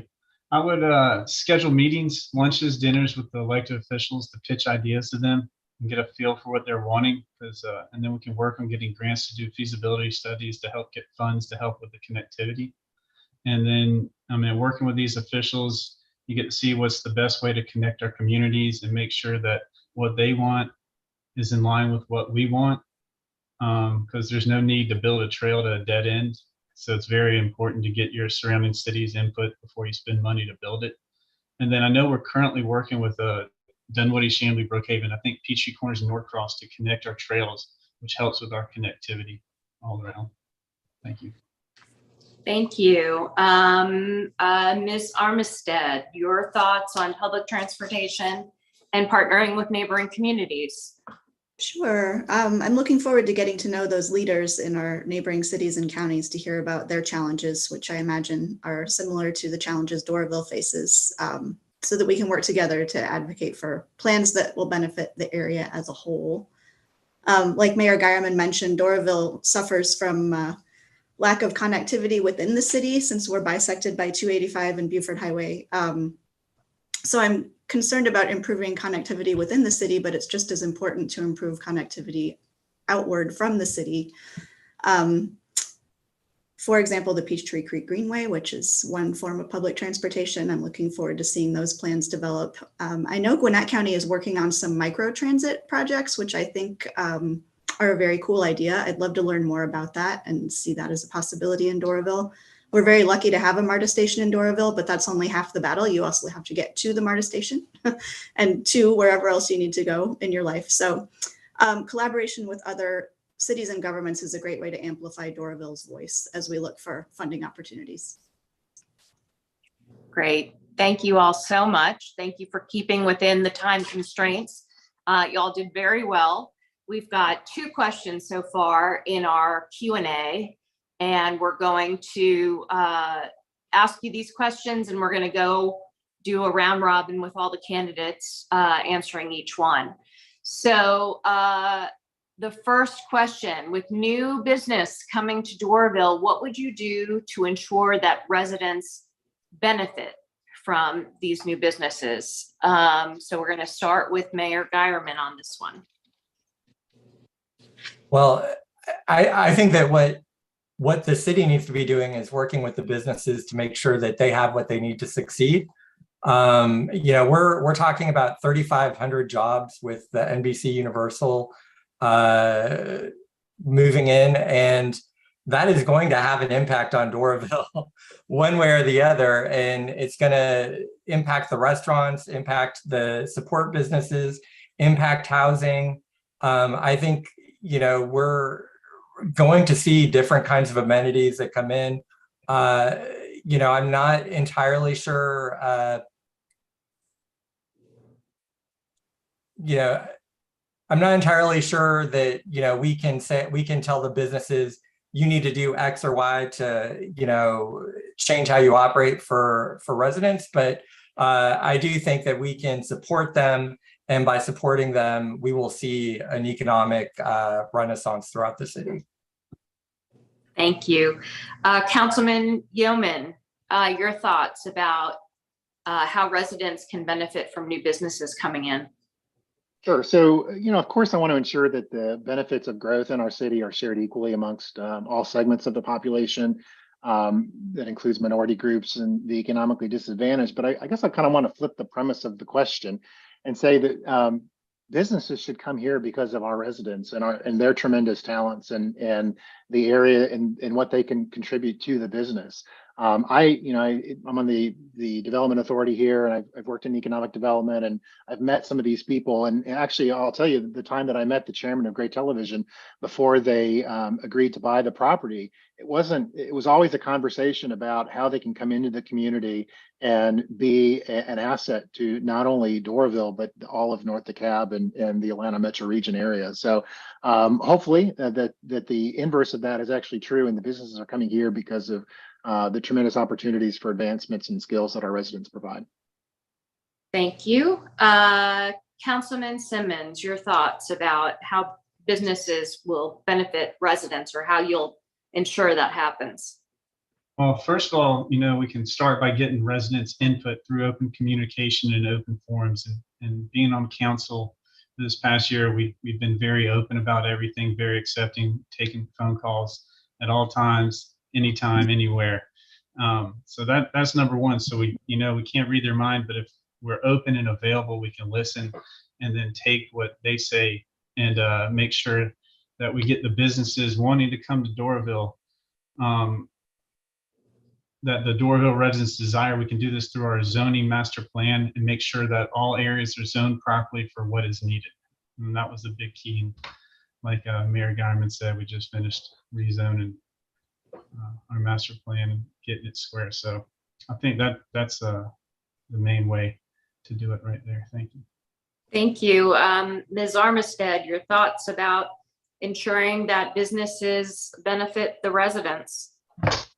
I agree that with everything that's been said so far, I think all of these new businesses are only going to have a positive impact on Doraville's economy. I wonder if this question partially stems from the Assembly project, the NBC Universal project, and the fact that there was a big tax abatement for them. And I've heard a lot of residents voice their concerns about, why are we giving them a free ride for 30 years? And I think that the city did work really hard to make sure that they were providing us a concrete benefit in return for that with the roads and the infrastructure and the public parks. But like Mayor Guyman said, really anything that happens there, it's a rising tide lifting all boats. I think it's going to be a great impact on Doraville. Thank you. Last but not least, Mr. Crawford, what are your thoughts about how the city leadership can ensure the new businesses coming into Doraville benefit residents? Well, I think the size of the business may have some impact on how they can benefit the residents. If you have a large corporate entity coming into the city, it may be time for the city to get into a discussion about what things the company can bring into the city and offer the city. So let's say there's something, some money can be allocated from a corporation that wants to come into the city. And I agree with Councilman Yeoman. There is a lot of talent within the city, and people should want to come into the city and bring their business to the city just for the fact that it is Doraville and it's a good place to bring a development. But if we have somebody that, and I agree with the giving tax breaks to get the studio over there, But there are exchanges you can make and with bringing companies in where they can add some dollars to local city government for development that we need for the citizens. And I think on the smaller ones, that's a different scale entirely. And I think that the city has been doing a good job working with small businesses throughout the last couple of years. Great. Thank you all very much for that question. We have one more question and then we're going to go to closing statements. So the next question is, how will you help address rising home prices to keep Doraville attractive and affordable to our lower income residents? So we're going to start with Councilman Yeoman on this question. Sure. So I'm glad that this question came up because I'm excited to talk about it. I said 4 years ago in a forum that building affordable housing was costly, it was expensive, and it was slow, and that we needed to work on maintaining the existing affordable housing stock in our city. And since I've been elected, we've lowered our millage rate all 4 years that I've been in office, and that's not a credit to myself, but to the entire mayor and city council. We have the other thing that I campaigned on was to come up with a smarter homestead exemption, and I rolled that out, and thankfully that was passed by referendum last November. And that smarter homestead exemption is a variable rate exemption that increases automatically every year with the value of your home. Now, if we have another housing crash, it'll decrease with the value of your home as well. But hopefully, by changing these, the kind of the older ways of thinking about exemptions and stuff in the county, that does help with the affordability issue. I'll say that housing is not going to get less expensive. It's going to continue to go up. We need to focus on increasing wages as well. That's only one component to housing affordability and being able to afford and strive in one community. Thank you. Councilman Simmons, your answer to this question about making sure that there is affordable housing with all of these new changes and businesses coming into the city. Yeah, so of course, as everyone said, like housing prices are going to keep going up. Doraville's attractive, and that's good, you know, but with us being attractive, the prices can go up because you're going to have less inventory. And the way to do it is just to keep our millage rate low. And this was my first year on council, but I know we did reduce the mill rate this past year. So that's good. We're going in the right direction, and it's been reduced for the years before. And also the homestead exemption will help. And to help keep the prices low, you can also bring in big new businesses that help pay a higher percentage of the tax burden that you need. And we can lower our mill rate from that because you'll be getting more in from the commercial big businesses, and it'll be less of a burden on residents. Thank you. Ms. Armistead, your thoughts on this question about maintaining affordable housing, particularly for low-income families? Sure, it's a big concern among the people I've been talking to. So many seniors in Doraville are concerned about being able to age in place. They've lived here for so long. They've seen so many changes, and you know, they don't want things to they don't want progress to pass them by and make it not affordable for them to stay in their homes. So, and I agree with everything that Councilman Simmons and Yeoman have said about the strides that the city has made so far. Keeping the millage rate low, the homestead exemption is great. I think on top of that, we just have to keep plugging away with the incremental additions to the housing stock in Doraville, and it does take a while. But as long as we're keeping that top of mind and paying attention to the costs, I think we're moving in the right direction.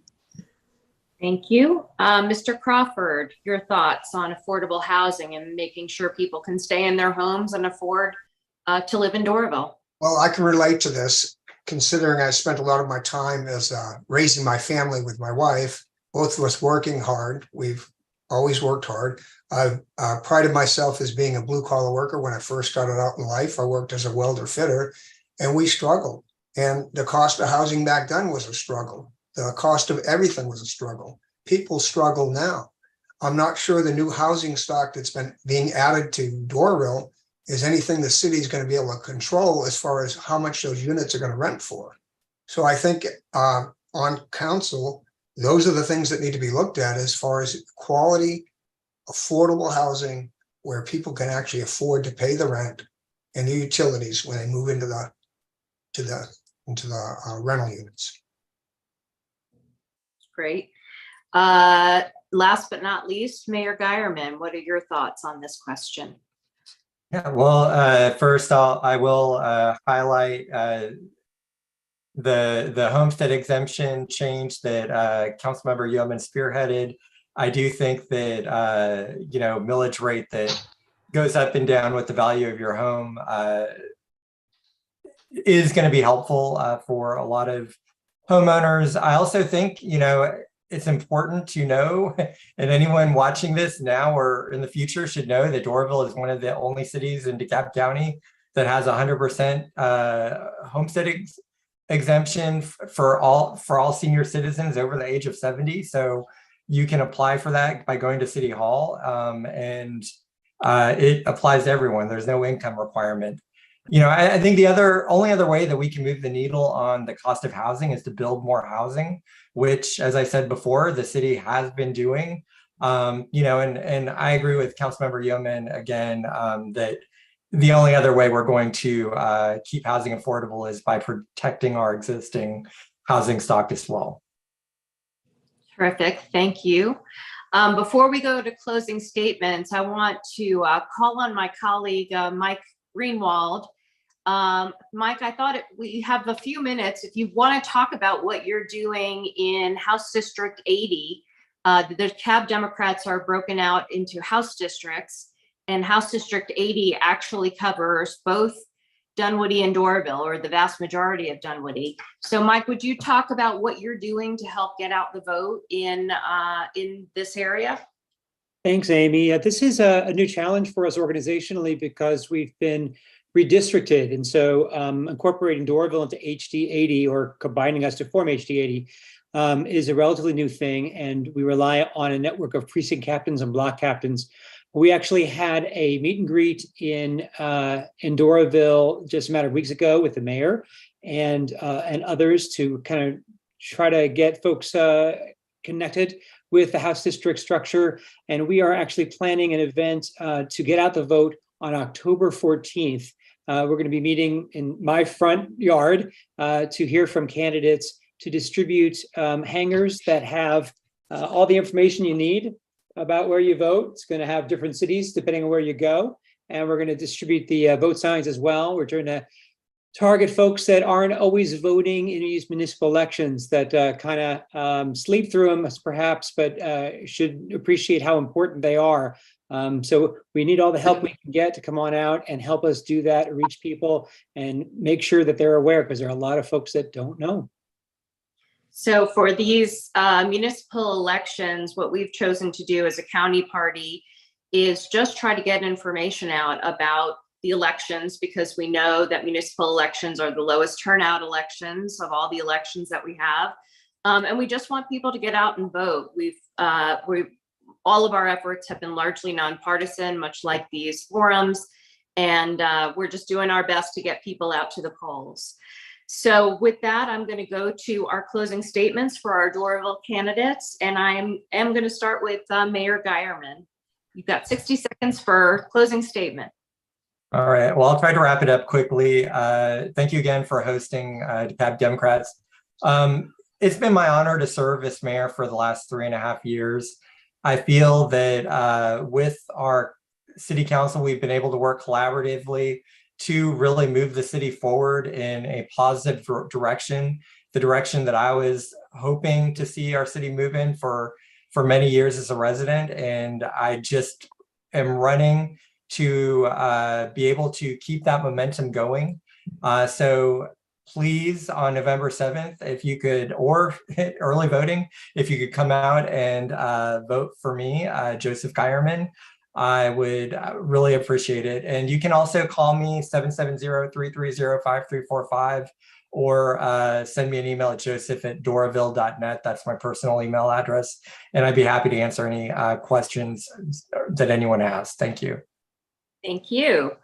Councilman Yeoman, 60 seconds for a closing statement. Sure. Thank you to the Dems and Amy and Ms. Perry for the working this. Appreciate it today. It has been my pleasure to represent the Doraville City Council over the last 4 years. And I look forward to what we can accomplish in the next 4 years.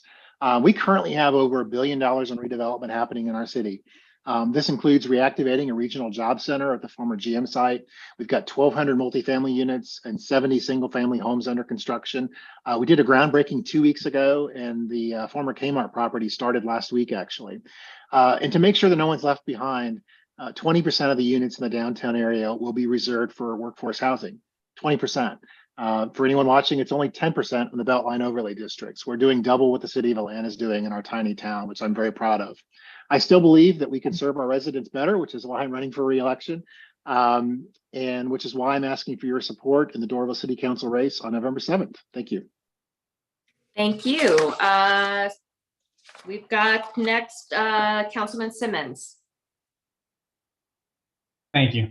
I want to thank you, Amy, for moderating, and to the DeKalb Democrats for hosting this forum. With that said, I feel that Doraville's heading in the right direction with the people we have right now. And I feel that we all work well together and would like to still be a part of the team to help Doraville moving in the right direction. I hope you feel that I've been representing Doraville in a great manner and that I'm doing a great job in my first year. If so, I'd appreciate your vote come November. Thank you, and I hope everyone has a great evening. Thank you. Ms. Armistead, 60 seconds for closing statement. Thank you. Thank you for hosting tonight. I really enjoyed thinking about these questions, and I'm excited to put these and other ideas to work for the city of Doraville. I'm ready to do the work of listening and learning about problems and solutions and contributing to positive progress in our city by working with diverse stakeholders. I would appreciate your vote on November 7th and also a vote yes on the referendum for the arts and civic space. Thank you. Mr. Crawford, last but not least, 60 seconds. Thank you, Amy, and for everybody else that put on the forum tonight and for all the participants and your great answers. I've probably served the state for the last 27 years with looking after the consumers in the state. It's been my honor. I look for the opportunity to serve and put my experience to use with it for the city of Doraville as a council person. I feel uniquely qualified with my background. I'm looking forward to a vote on November 7th, and I appreciate your support. And everybody, thanks again for putting on this forum. Thank you. And thank you to all of the candidates that participated, both from Doraville and Dunwoody. And I'm going to hand it back to my colleague, Larry Lowe, to close us out. Thanks, Amy. Thank you again to the candidates of Doraville and Dunwoody for participating in this forum. But most importantly, thank you to the attendees, the citizens who took the time out to hear from the candidates. Everyone in DeKalb County has a ballot to vote on, which includes Splash on November the 7th. The last day to register is next Tuesday, October the 10th, with early voting happening on October the 16th. Now we'll hand it over to our events chair, Steve Parker. Thanks, Larry. And thank you, candidates, for being here tonight for Dunwoody and Doraville. What an impressive group of people. I learned so much. Thank you for being here. And thank you, moderators, Dr. Greenwald and Amy Swaggart, our technical crew tonight, Paula Anderson, Jessica Parker, Jeffrey Burdett, Tom Steeman, Brian Morris, and Leona Perry, and Amy Farrow, and our question writers, Anna Bromowitz, Laura Keating, Susan McCarthy, and Karen Davenport for researching and developing these questions for us, and the Special Events Subcommittee for planning these forums. It takes a lot of people to pull these off. This is our 5th one. We've covered 10 municipalities so far on this tour. So it's been our pleasure. It takes a lot of effort to pull them off, and we hope that we are educating the public so that they can make informed decisions. That's why we do this. Get out the vote. Our next forum, and the final this season, is next Saturday, and it's in person at the Manuel J. Maloof Auditorium in downtown Decatur at 2 o'clock. And this one is not to be missed. This is school board forum, and this is for the City of Decatur Board of Education and the Atlanta Board of Education. So we're going to be talking about really interesting things: funding, teachers, superintendents, tax breaks, books, pandemic, loss of learning. It's at 2 o'clock. It goes until 3:30. We hope you'll attend. Please sign up on Mobilize to join us.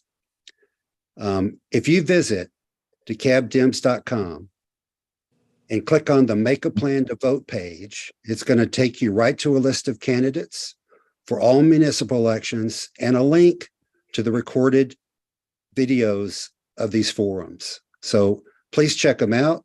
Thank you, everyone, for being here tonight. Have a great evening. Good night. Have a good night. Thanks for having me. Everyone. Thank you.